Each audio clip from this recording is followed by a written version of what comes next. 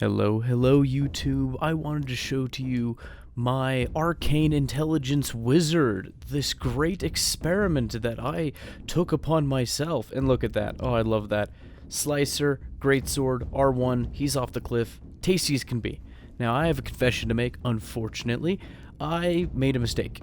I messed with some settings with my recording software when I made the Shadow of the Erdtree trailer video, and as a consequence, anything I was listening to on my desktop audio at the time of recording just was in the same audio track as my game audio. So for these first couple clips, no game audio. I apologize. You may not have noticed, but we'll play a little bit of music, I'll narrate, and the build is before your eyes. And I must say, this was a tough build to wrangle. I really like that there is an albinuric staff that you can get some scaling with int as well as arcane, and so you could mostly focus arcane, have some intelligence, and have a sort of bleed wizard. If you're using the Lord of Blood's exaltation, anytime you bleed somebody you get a big old damage buff, and that damage buff also applies to your spells. It's a neat idea. The problem is that you're kind of a jack of all trades and a master of none. And one of the natural consequences of that is I felt like I didn't have any big get-off-of-me abilities. You know, when you're doing invasions, it's nice to have something big, something damaging, an area of effect, perhaps, to kill everything in front of you. Did you see that kick? Oh, I love that kick. I need to start doing that more. If you don't have a weapon in your main hand and the weapon in your left hand has no skill, your default Ash of War is kick. So you can use that to get rid of shields even when otherwise you may not have anything in your kit. So kick that shield aside, swap to a crit tool, and you'll be on your way. But as I was talking about earlier, I was having supreme difficulty dealing with groups who are all barreling down at you at the same time. And why wouldn't they? That's numerical advantage. They can't hit each other. They can compensate for the openings they leave on themselves thanks to their friends. It works. I can't really fault them for it, and I felt like this build didn't have anything like that. Gavel of Haima takes a little bit of setup. The Night Maiden's Mist doesn't knock them off of you fast enough. I even put Stormcaller on a scythe for the bleed effect, and it doesn't really do the job well enough. Not as well as, say, the Stormhawk Axe does it. So that's one of the major failings, I think, of this build, is that I didn't really have anything to get everybody off of me. There's probably more creative options you could probably come up with than I could. I wish I could have had, like, oh, I don't know, Waves of Darkness, you know, from the Astel boss fight. Or perhaps Zamor Ice Storm, but that would take more int than I presently had. So that was another thing going on with the build that was a little bit of a problem. Another thing is the hat. The Grave Witch hat. Glintstone Crown, sorry. It gives you 3 points to Arcane and 3 points to In. You're like, wow, 6 free levels? That sounds pretty nice, but it comes with a huge drawback. It tanks like 18% of your stamina. And though the stamina is very forgiving in this game, it comes back very quickly, you know, compared to other Souls games. It's not nearly as punishing. Having such a small little stamina bar was a little grueling. And so the build wasn't your standard invasion build. You were more of a, when you use a build like this, it felt like I was more of a guerrilla tactics kind of fellow. Weaving in and out, getting easy chip damage. If somebody puts on an anti-magic barrier, that's great because you have bleed options. So you can't really get hard countered, but you're also not the hard counter to anyone else. So in short, would I recommend this build to you? Probably not, unless you are a veteran player of either Elden Ring or the Souls franchise. It's a tough build. You don't have impressive damage output, but you have a lot of ways to get damage output, if that makes sense. So, you're not a specialist, you're a jack of all trades. And let me say, when you do get a bleed off, your magic damage suddenly shows up to the party, and it's okay. It's not as good as if you were a pure wizard, of course, but it is nice to have bleeds as an option to harass people. And so I probably just need to be a little more creative with my Ash of War choice, say in this situation where I need to repel a group of 3 coming on to me, barreling down on me, phrasing.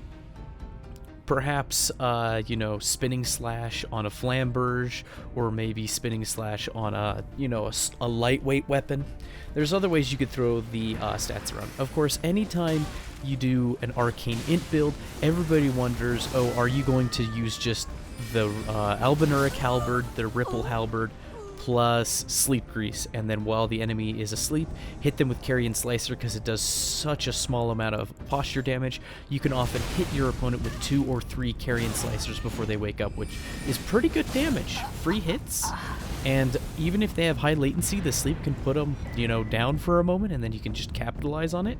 It's kind of dirty, and it's likely the most optimal way to play this build that I know of. I didn't want to use it all the time, though. I wanted to use other parts of the build. I wanted it to be a little more interesting. So if you wanted to optimize the build, optimize the stats, and just be effective, not caring for your scruples or being interesting, then you should probably just make sure you have the minimum dex and strength requirement for the Ripple Halberd. Make sure you have a good amount of arcane, good amount of endurance, because you're going to be run poking and slashing afterwards, so you need that stamina bar. And so that's probably the best way to play the build, unfortunately. But I didn't want to do that, like I already said. I was playing with Seppuku, because Seppuku, you bleed yourself and you put a bleed buff on your weapon. A little bit of damage as well, I believe. And on an occult sword, it did better damage per hit, of course. And the bleed was okay. And, you know, when you have your primary set as Arcane, that's kind of what you want to lean towards. You want to use the Occult Infusion because you're getting more damage on your weapon. Why wouldn't you? At least when you're using a straight sword. However, the straight sword turned more into a bleed stick. So I decided to switch to the bleed infusion, even though I'm not scaling very well with it. And so Seppuku on yourself gives you the bleed buff. Your spells hit pretty hard. And then, of course, anytime you hit somebody, it does a suspicious amount of bleed. Even for a single straight sword. If you wanted to play like this, I would probably recommend sticking an extra straight sword in your offhand so that you can swap from your casting catalyst to paired swords, and you'd probably experience a good amount of success that way. You could bleed people, and then you could swap back to your staff. Oh, look at that Carrion Piercer. It didn't look like it hit him, but it must have hit him on his screen. How unfortunate. It was a wonky connection there. But yeah, you can switch to the Albinuric staff. And so if I were to recommend an approach for this, I wouldn't say think of yourself as a wizard, because your stat is only about 27 or 30, depending on whether or not you're wearing the hat with intelligence. I would say you are a lightweight arcane bleed build who has spells as a mix-up. And you'll probably experience a good amount of success that way. You can probably change up the talismans a little bit. Maybe not necessarily need the Graven Mass talisman, use something a little more useful. And if by some reason you do decide to copy this build to some extent, probably use a different hat, honestly. Don't get me wrong, the free 6 levels were nice for getting 30 int 51 arcane. It's definitely something you want, but losing out on 18% of your stamina is just a horrible thing. I've never really felt it. I always have a good amount of stamina on most of my builds. And this build would have a good amount of stamina if it weren't for that darn hat. So if you're okay losing 5% of your physical damage, or whatever the debuff is, try using the Silver Tier Mask. That gives you 8 points of arcane, so 2 more total levels, and it might work a little better. If you want to be fashionable, however, because I think the Silver Tier Mask is ugly, use the Albinuric head. You'll get 2 less levels than the Graven Witch Glintstone Crown, but you'll look like an Albinuric, and that's peak fashion. What more do you want? Alright, I've been negative for like 8 minutes straight. Let's say some positives about the build. The ability to chip that last smidge of HP somebody has while they're fleeing is wonderful. As you may have noticed, my first 2 spells are Star Shower and Swift Glintstone Shard. The harassment is pretty good, and the damage is not too shabby. I was hitting for anywhere between 140 and 200 damage on average. And of course, if you get the bleed proc buff from your talisman, you'll get a little more in that department, and that could be very good. If your opponent is running in a straight line, and they're, you know, at a medium distance, Swift Glintstone Shard can do very well. Just getting free chip damage, you can just constantly harass people. And then Star Shower. Star Shower is wonderful as a punish, or for when you just need to get that last hit. Because if they're strafing side to side, Swift Glintstone Shard won't do much, but Star Shower might still hit their last little sliver of HP to finish them off. It's great for cleanups. I was able to get many kills from people being very evasive who would dodge 4 or 5 of the 6 bolts coming out of Star Shower, or however many there are, and they'd get pegged by 1 or 2, and that was enough to save the day. And I really liked that playstyle. it was a build that frustrated me. I would get really agitated while trying to figure it out, feeling like I'd made way too many sacrifices on certain aspects of the build, but then when it would come together, it would feel oh so sweet. And so I feel that this is a build with a very high skill ceiling, and I just need to figure it out. I probably need to fine-tune it. There's another direction you could take this build, though. If you don't want to worry about getting bleeds off, you could use the Regalia Eokide, or however you say it, the little arcane dex scaling straight sword that has the drill attack, that thing. And instead of relying on bleed for your buff, get like the Rotten Winged Insignia or Millicent's Prosthesis. Heck, Millicent's Prosthesis would get you extra 5 points of dex. That could help out either in damage or for weapon requirements, depending on how trim you need the build to be.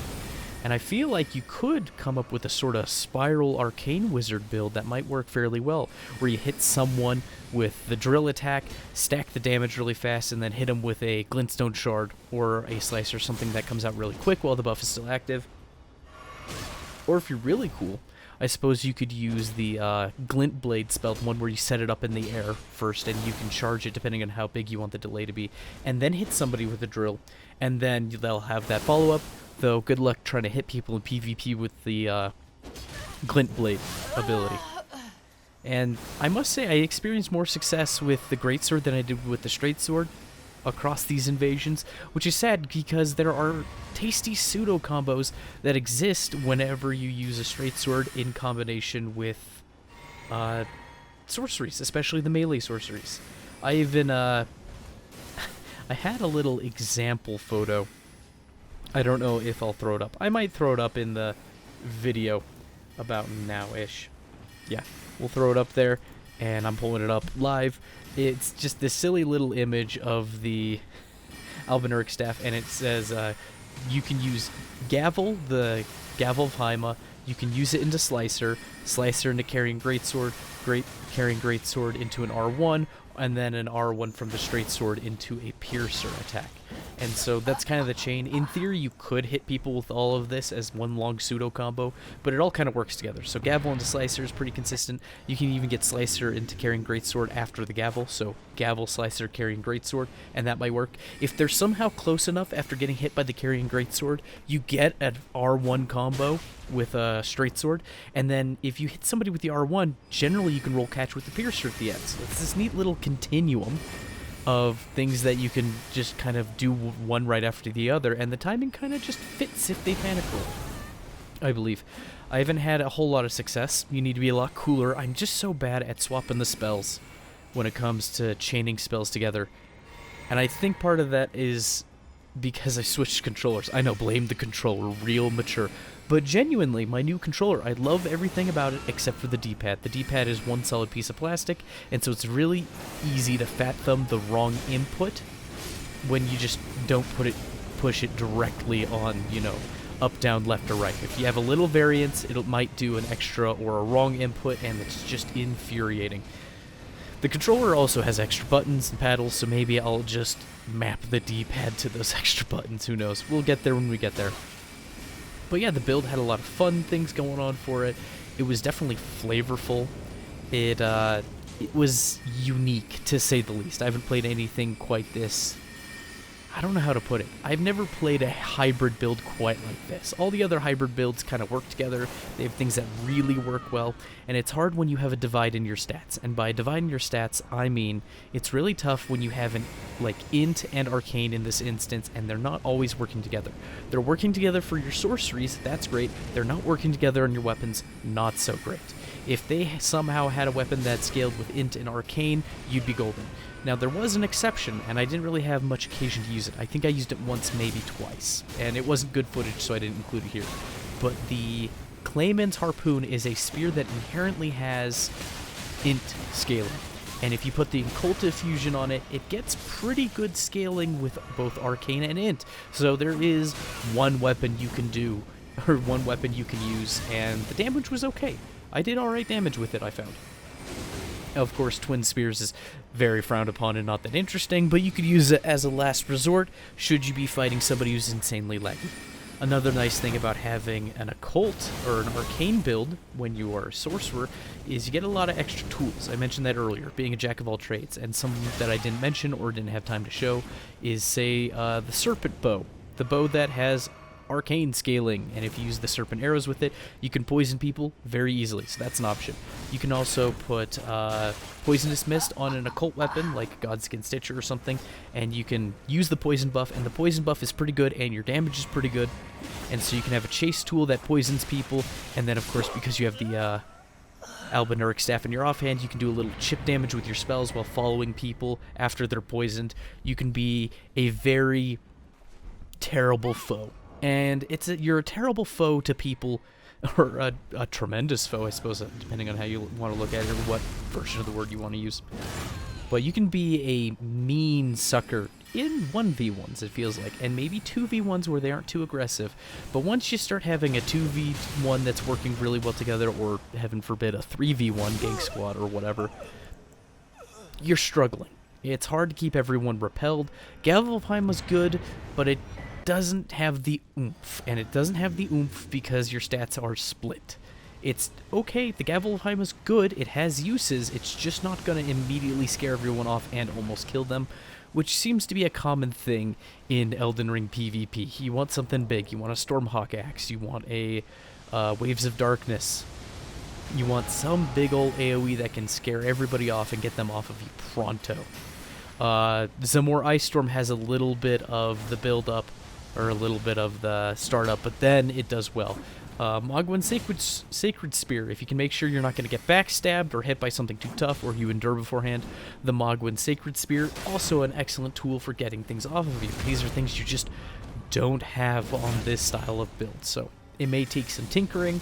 If you have any grand ideas or Ashes of War on certain weapons you can use that have relatively low requirements, I am all ears. I want to hear them, because this is going to take some fine-tuning. This is the grand Arcane Wizard experiment. I want to get this build working, and I want to get it working at meta level if possible. It feels like a build that might work if you can somehow get it at 80 or 90, which is like, that's a huge tank to your stats, right?